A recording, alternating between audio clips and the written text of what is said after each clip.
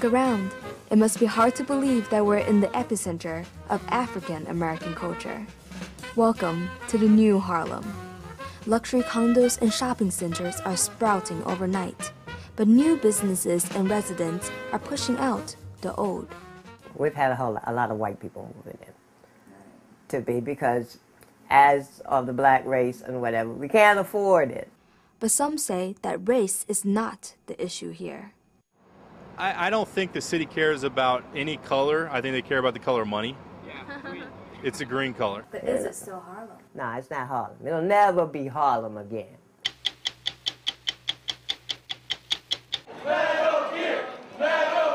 Half of all Americans between the ages of 12 and 55 play video games. We took a look at how pervasive and influential video games have become, from the devoted hardcore gamers to the U.S. military using it as a recruitment and training tool. Whoa! Holy How close is this game compared to the events that are happening in Iraq? Very similar, very similar. It's like you were there. They are students at the Harvey Milk School in New York, a controversial high school that opened its doors a few years ago to gay, lesbian, and transgendered students. I didn't want to stay in my old school because there was a lot of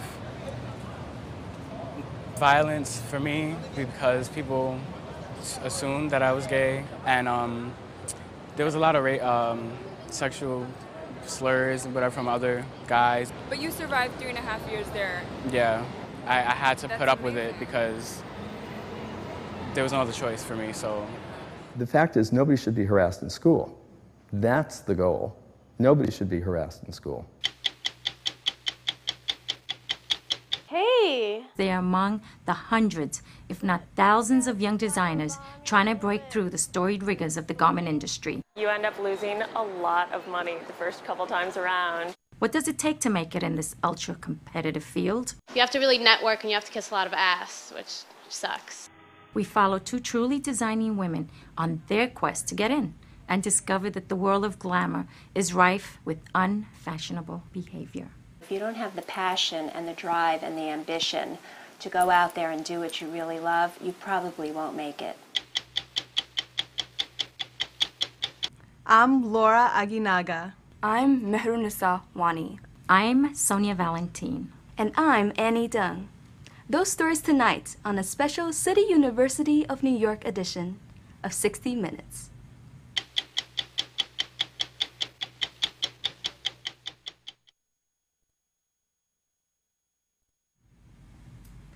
If you walk around the streets of Harlem, you'll notice a change in the landscape. The people, the faces, the rhythms that once defined African American culture are disappearing. Instead, upscale residents are moving in and bringing their own cultural icons. Rents have skyrocketed despite a rough housing market. And that ultimate symbol of prosperity, Starbucks, has already opened for business. How has all this affected what was once known as the capital of Black America? Is this really, as some have said, the bleaching of Harlem? Look around. It must be hard to believe that we're in the epicenter of African American culture. Welcome to the new Harlem. Luxury condos and shopping centers are sprouting overnight, but new businesses and residents are pushing out the old. Case in point is Showman's Bar.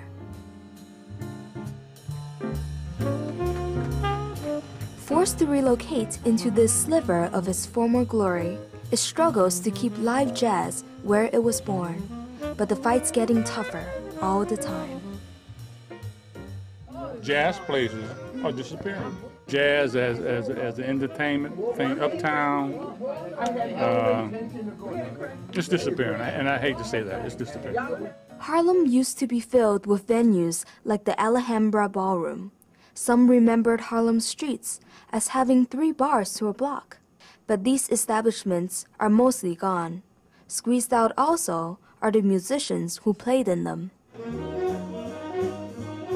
The Harlem Renaissance Band, despite its name, now plays in Midtown at Swing 46. club that we were in was Wells. It's been in existence for about 60 years, and it closed. And it was one of the few clubs that could contain a band as large as ours, an 18-piece band. Some may wonder why it matters for a town to have its dance halls. According to folk historian Cyril James, the ballrooms were central to Harlem's culture and identity. Ballrooms were part of Harlem life. Every weekend, families went. Everybody would cook, and all the people would dress very nice. And the dances were a place where you could, where it was the social life. It was the heartbeat, the pulse of the community. You could discuss anything. Families would talk about problems. It's been forgotten, you know. And it was a way of dealing with all of the social problems of the community. Would you say the jazz places that we have today are just like the ones we had? No. No? No, nothing like them. No, this is commercial stuff now. This is not, it's not organic, you know? Black folk was organic. I mean, a guy could be on his way anywhere and stop, hear the music, and take out his instrument and start playing right out the street. Not only did Harlem lose its people and the physical venues that held them together, it has also lost the unique sense of community that defined the Harlem frame of mind. Upscale restaurants like this new Ethiopian cafe have opened throughout the neighborhood. But owner McKinnon admits that serving the local community is not a priority. See, as a businessman, my first goal is, just to make money. We're not in an old socialist country. We are in a capitalist country. So the markets, make the rules. So whoever afford stays. Who's not, that's how it is. With the prices going the way they are, it's difficult to tell who can still afford them. Elsie Hill's rent has jumped over 50%. When I first moved here, I was paying $500, and that's 4 years ago. Now I'm paying $760 because my rent just goes up, up, up. It's a dog-eat-dog situation. But there seems to be no end to wealthier people wanting to move into the neighborhood, and so the prices increase with demand. Real estate agent Norman Horowitz has not seen the Harlem market suffer from the mortgage crisis. How much is this property again? $3.9 million. But for you, I'll do 3.8. Oh, thank you so much. Not a problem. I know you'd prefer if I took out a zero, but cannot do that. What kind of new people are moving in?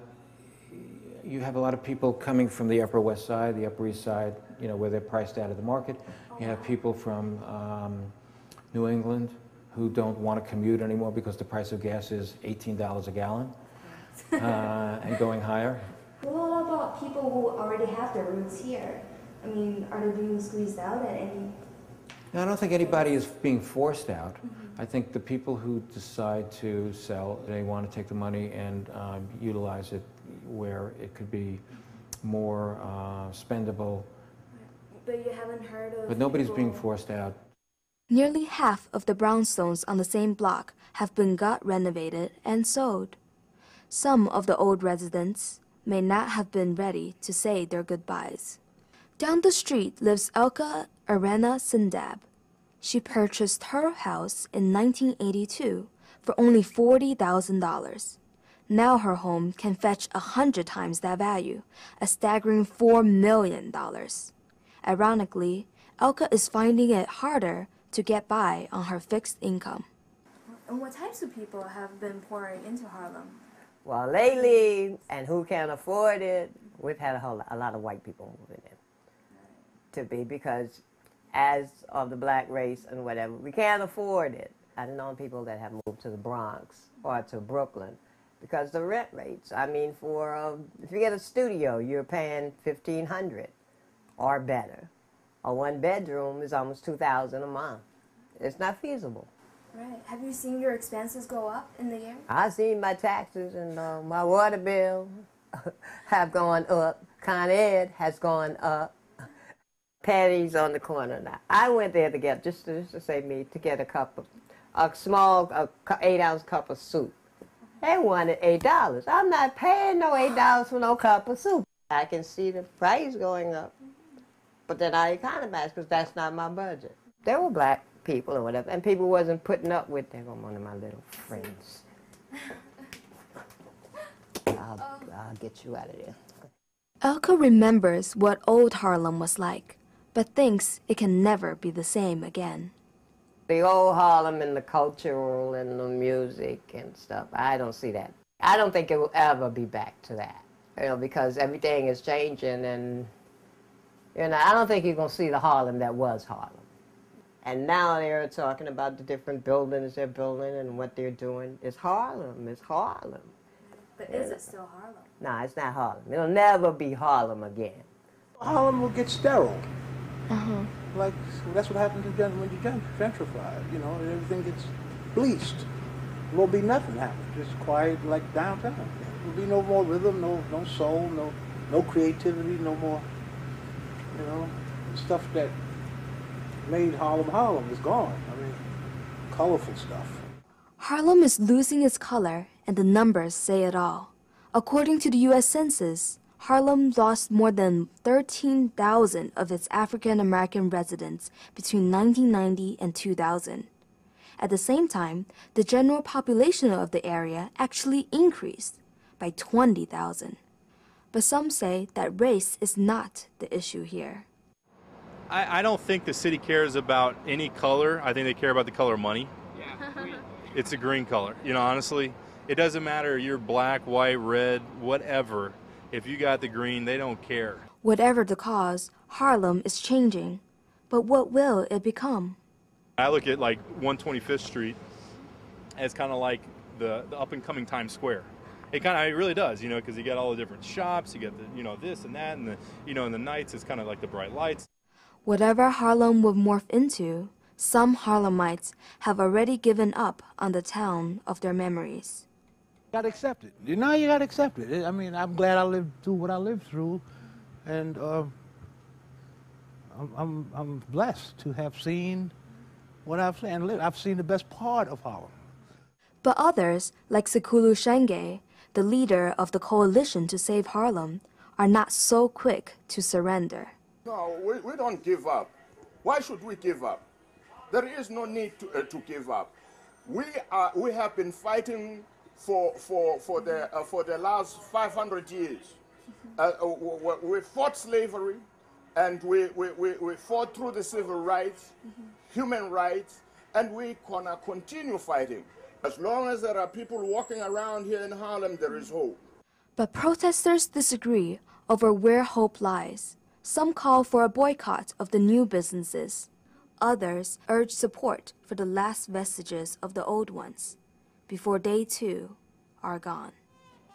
If you look at the clientele here, they're middle-aged and above. It's the same faces that look like the same music and like the same friends. But wouldn't that put Shomas in danger a couple years down the line? Probably so.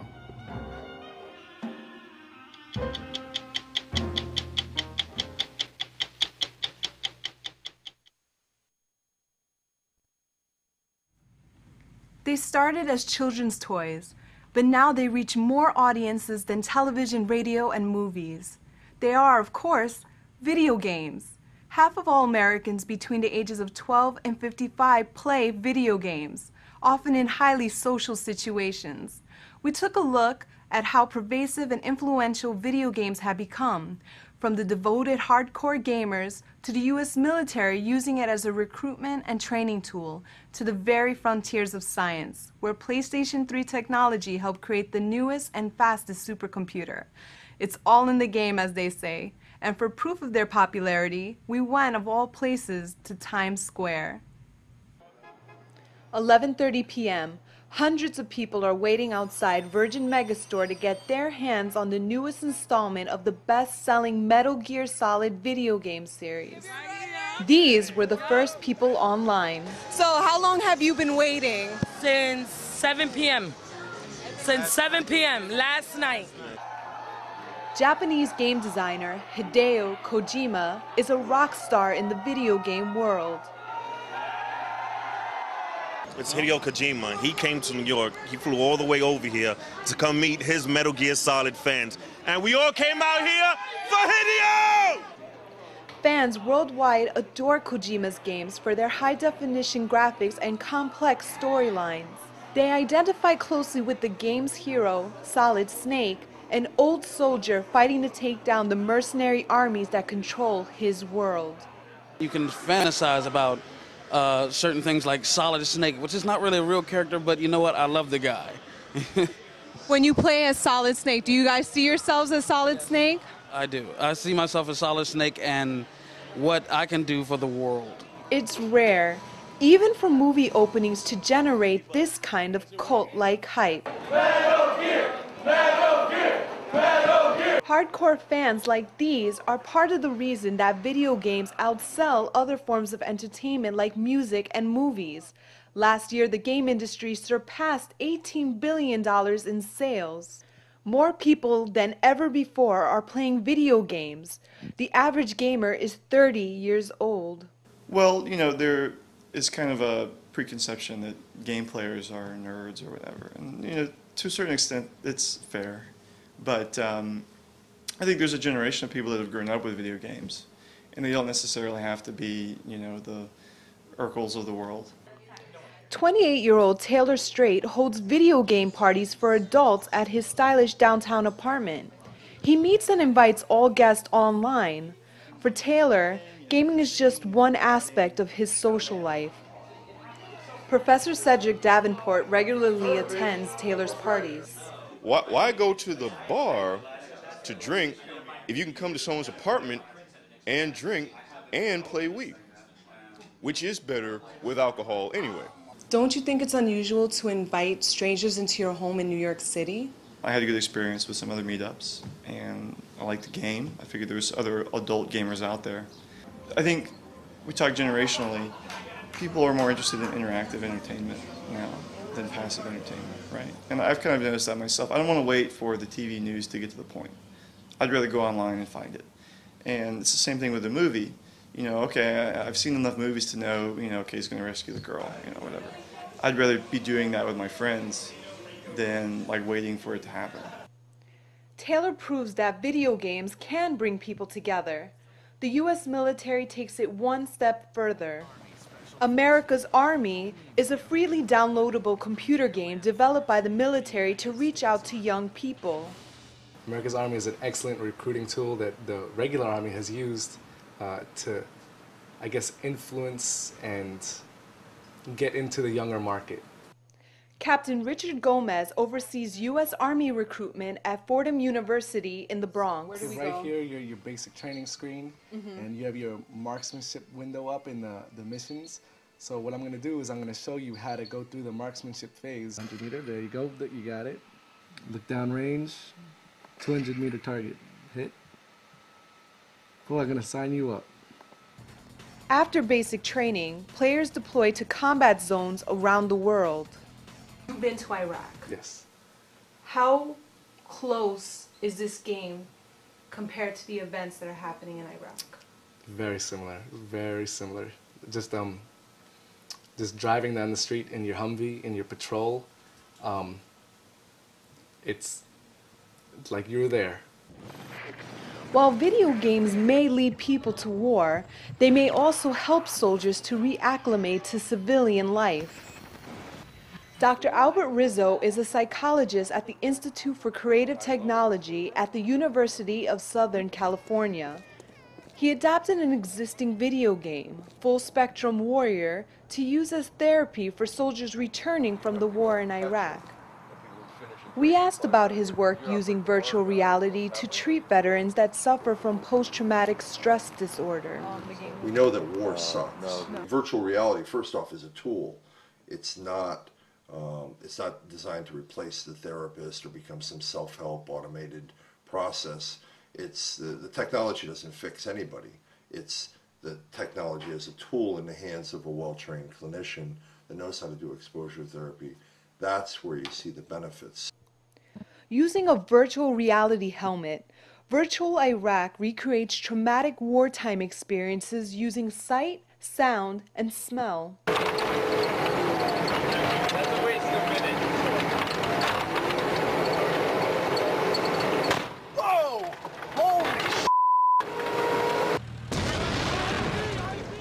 The goal being to evoke an emotional response from the soldier to trigger the healing process. A lot of times those folks have this reaction that, oh, why would you want to do that to a person? You're going to re-traumatize them and so forth. You know, the only thing I can say to that is that the research shows that if you don't do anything with these folks and you just let them go about their everyday life and you don't help them to confront their trauma and deal with it, that they're just going to get worse. So why are soldiers not allowed to shoot in the virtual world? We don't allow soldiers to fire back in our virtual environment. When they're on foot patrol, they actually navigate through the virtual environment, standing up, holding a replica weapon that's fully weighted with a little thumb mouse on it so that you can turn and look around and use the mouse to move around and so on. We're not building a tool like a video game or a computer game where, you know, you get more points by the more enemies you kill. We're not building a cathartic revenge fantasy. Our goal in the therapy is to get the person to process their emotions and from what they felt when they were in Iraq, but to process them in an adaptive fashion that is going to prepare them for civilian life, where the goal isn't to shoot as many Iraqis or insurgents as possible. The goal is to get on with your life and leave that part of your life behind. But what does the future hold for a hardcore gamer who spends 36 hours online for the latest release of a game? My mother, she doesn't express too much concern. What she is, this is like, I'm going into game design and development, and so gaming is my life, and so she's like, go for it, you know? Very simple, go for it. It's the love of games. When you're here and you buy this game, you get to meet Kojima and have him sign it for you. He is a big inspiration to me.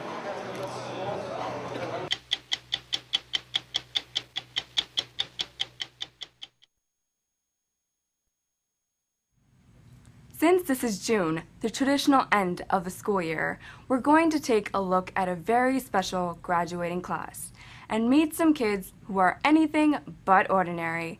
They are students at the Harvey Milk School in New York, a controversial high school that opened its doors a few years ago to gay, lesbian, and transgendered students. The purpose was to offer a safe haven for education, an academic atmosphere without the bullies and the stigma of being different. But that has left some asking, what happens when these young people leave this temporary refuge? Are they being prepared to take their differences into the real world? What happens when their lives are suddenly turned inside out?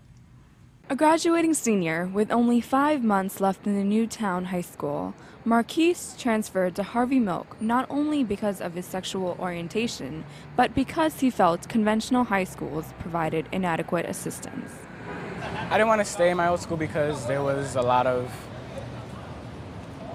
violence for me because people assumed that I was gay, and there was a lot of sexual slurs and whatever from other guys, and I was in dance class in that school too. So they, even though like they didn't really know me, they still assumed that I was gay, and I got into a few confrontations. But you survived 3.5 years there. Yeah, I had to put up with it because there was no other choice for me. So the fact is, nobody should be harassed in school. That's the goal. Nobody should be harassed in school for whatever reason. And people have tried various ways to prevent that from happening. In 1983, Robert Woodworth was involved in the negotiations to buy the current Center for the Lesbian, Gay, Bisexual, and Transgender building from the city. To this day, he works actively with the center and has earned the title of Director of Capital Projects. We spoke with him about the center's relationship with the Harvey Milk School. Well, the Harvey Milk School, when it started, of course, it's a program. Sometimes people confuse it with a place or a building. At that time, one of the other organizations that had started around the same time as the center was the Institute for the Protection of Lesbian and Gay Youth. Since the expansion in June 2002, the school has been clouded in controversy, but for some students attending here, this is home. their only home? I didn't think, like, I had already known about the school, but I didn't think my mom would let me go. Oh. She found out last summer. Last July. It was when my god. Oh, she told me that she knew, but she wished that I would have came out and told her.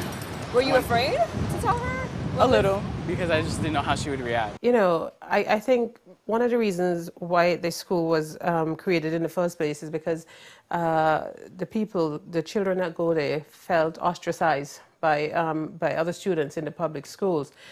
Ann Shepard, a mother of 2 daughters, discusses her overall experience with the public education system. Yeah, I mean, I'd love my kids to go to better funded schools. Who would not? Everybody wants the best for their children.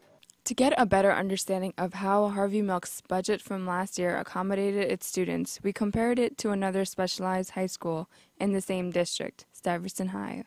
Both schools are public school, yet one receives 3 times as more than the other. Some say this isn't fair. Do you want your kids to be in more well-funded schools? Do you think this should be turned into a private school? Should it remain a public school? Your money is going into the school. I wouldn't want my children to be subjected to people harassing them or, you know, calling them names and stuff. If people were kinder, if children were kinder to their peers, then maybe we wouldn't have this situation. If the students weren't harassed or threatened in their former school, do you think this school would still be in existence today? If people were being treated well and were completely accepted for who they are, it might not have had to happen. But that's one of those things where, you know, if Robert Kennedy didn't get shot in 1968, what would the world be like different? What would the world be like today? It would be different. Yes, how would it be different? There's no way to tell. So in the same way, one could say, gee, it would be great if that were the case. And then once that is the case, then maybe we wouldn't need a school. But the fact of the matter is, that's not the case, and so we do need the school. Everyone gets bullied. Why should Harvey Milk students get their own separate school? If what I hear is true, faggot is still acceptable slang. And people get away with it. And to the extent that people can get away with that and not be able to get away with some other things that you can think of suggests that people who can be called faggot, whether they're queer or not, are at greater risk. If you had the opportunity to send your oldest daughter who just graduated from high school, would you want her to attend this school? If she is going to get the push that she needs, if she's going to get the assistance that is required, why not? My daughter, has a pretty good head on her shoulders, and she'll be fine. I guess class sizes were a problem for a while, and I think that when teachers have a smaller class, then the students are able to, learn a little bit better. They feel taken care of. They feel like they actually have attention so that they can grow. When we do research, everyone gets a laptop. We don't have to share or pair up. And textbooks, books, we all get a book. I mean, everything is supplied to us. You've heard of the Harvey Milk School, haven't you? Yes, I have heard of it. How would you feel about going to a school of that kind? Honestly, I wouldn't go to a school of that kind because of religious beliefs. Honestly, like, I'm Seventh-day Adventist and I don't abide by most of the rules, like regarding jewelry and stuff like that. But they are against homosexuality. But your mother doesn't have a problem with that. Why would you? That's because I think that I live with my mom and I understand that it might not cause problems with her, but then I also have to go out into the community, and the opinions of my brethren do actually mean something to me. So it's a lot bigger than just me and my mom. Can I interject? Yes. I mean, you going to the school and because, you're going with students who are gay, lesbian, transgendered, whatever, doesn't mean that you support or you condone what they're doing. I mean, it's you're going there. But why would I? There are so many other schools that I could choose from. Why would I go to that one school? And plus, what if I had to take my SATs on a Sunday? How would Pastor Martin feel writing that excuse letter that says that you don't take your SATs on a Saturday if he knew I was going to a homosexual school? And that's against the rules. As I recall, you took your first SATs on a Saturday. Yeah, because I wasn't in a strict environment. Although there's a growing tolerance in the academic atmosphere, 19% of students still hear homophobic remarks from their teachers. In environments where the net effect is to harm you rather than to nurture you, then better to be out of that environment if the environment can't be fixed, because you're only in it for 4 years. So the damage that's done to somebody in 4 years is permanent damage. If you fix the system and it takes you 8 years to do it, let us say, you've already got 8 generations or classes of kids who've gone through horrible experiences that will take them a lot to recover from.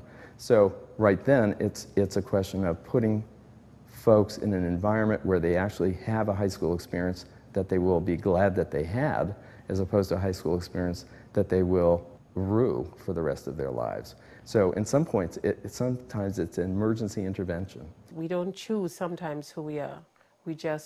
I didn't choose to particularly born black, but I was born black.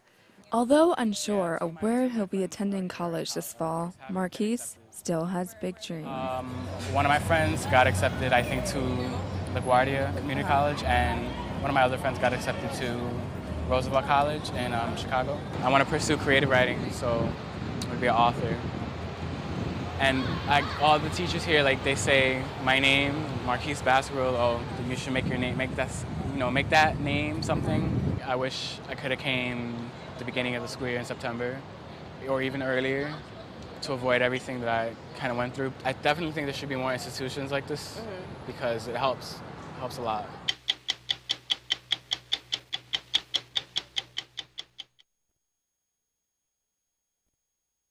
Carolina Herrera, Vera Wang, Ralph Lauren. They are, of course, among the most recognizable names in fashion. But what about Olga Misnikov or Alison Paris? You won't find their names on the racks of major department stores or even boutiques. Why not? Because they are among the hundreds, if not thousands, of young designers trying to break through the storied rigors of the garment industry, a business with characters as rich and colorful as the fabrics they weave. What does it take to make it in this ultra-competitive field? We follow 2 truly designing women on their quest to get in and discover that the world of glamour is rife with unfashionable behavior. In New York, it's business. Fashion is a business. So when you have a business, the first point is to make a profit. And the second point is to do whatever you want to do with fashion. And so it's a little bit tough because you have to be a businessman about it. And, designers aren't businessmen. So you have to really network and you have to kiss a lot of ass, which sucks. Hey! 22-year-old Olga Myasnikova is an aspiring fashion designer with a lot of experience. But that is not enough. She realizes that she is one of many. There's just so many people in New York trying to do the same thing. The whole designer kind of boom with all the celebrities having lines, and just everyone in the world now has a line. It just makes it more and more difficult for people who don't have the money and don't have the funds, just starting out of school to get noticed, really. Olga wants to get her own line, the avant-garde Omiya Omiya, off the ground. Hello? Just at home, draping a little bit. But right now, she's freelancing out of her apartment, taking whatever jobs come her way. This includes private clients and weddings. This is one of mine. I do all pretty feminine silhouettes, organic materials, really neutral colors. Alison Paris is an emerging designer who hopes to launch her own line of day dresses next year. She also gets by making evening gowns and wedding dresses, but it hasn't always been easy. I had several difficult clients. Brides are notoriously difficult anyway, and you end up losing a lot of money the first couple times around. And it really takes a while to figure out your mistakes. Both Alison and Olga are graduates of the Fashion Institute of Technology, where passion is considered crucial to a designer's success. It's extremely competitive, as it is, so if you don't have the passion and the drive and the ambition to go out there and do what you really love, you probably won't make it. Pam Zuckerman, a career counselor at FIT, gives sound advice to the students. People who are famous in this industry really live it, breathe it, sleep it, eat it, and think about it 24/7. Yeah, it's a flower bomb, a little bit kind of exploding. all over her. You know, it's not just clothes, it's how you're presenting yourself visually. You know, and when someone walks by, the only thing you know about them really is the way they look. So it's an important piece of our lives. So I want to do these really, really imaginative pieces that when you put on, you feel different, you know, not just look different. Allison's designs are neutral and organic or bold and bright. She's inspired by theatrical operas. This is from Aida. It's a lot of more natural fabrics, really, you know, bold colors because it's an Egyptian opera, well, based in Egypt. While Olga says her designs are not exactly for everyday women. This piece is actually called the vacuum cleaner, and it's very, very tailored piece. It's supposed to be very industrial looking, a little bit hard, a little bit tough. This is why I chose the color gray. It's called Nintendo gray, because Nintendo is this, you know, industrial, like, computerized thing, you know, and it's so inorganic and so unnatural. And so this is what this piece is about. You know, it has all these kind of man-made curves, and it's a little bit difficult to walk in, and it has this kind of overbearing, you know, ball shape. And it's supposed to be, you know, kind of in juxtaposition to this other piece that you guys saw before, the red flower piece, which is a lot more feminine, and that's supposed to represent the flower bomb versus the vacuum cleaner, which sucks up flowers. The best jobs in this industry are gotten through word of mouth. No matter how impressive a portfolio may be, Zuckerman says that it is not what gets most designers in the door. They're really gotten through connections in industry. And the students I have that have the greatest internships, for example, those that work at MTV in the fashion closet, or those that work for stylists, have all gotten them through word of mouth, by doing internships, by knowing people in the industry. So we really do encourage them to, you know, network with people. All right, cool. You do what you can. You know, you network, you go out, you meet people at your job, and you hope it works out. It has worked for Olga. While we were doing this story, she landed a job with Foley and Karina. And I'm going to start working on Monday with Foley and Karina, which are, you know, a great up-and-coming designer. And I'm sure a lot of you guys will, you know, if not heard of it yet, will hear of it soon. So it's really about meeting people. You know, I got this job actually at a fabric store where I met, sitting there waiting for a client for a wedding dress, and she was late. So I was just sitting there for a while. I got to start chatting with the store manager, and, you know, he hooked me up with his job. He said, hey, I know Dana Foley from Foley and Karina. Let's see your work. And in New York, that's really about how it works. It's all about networking.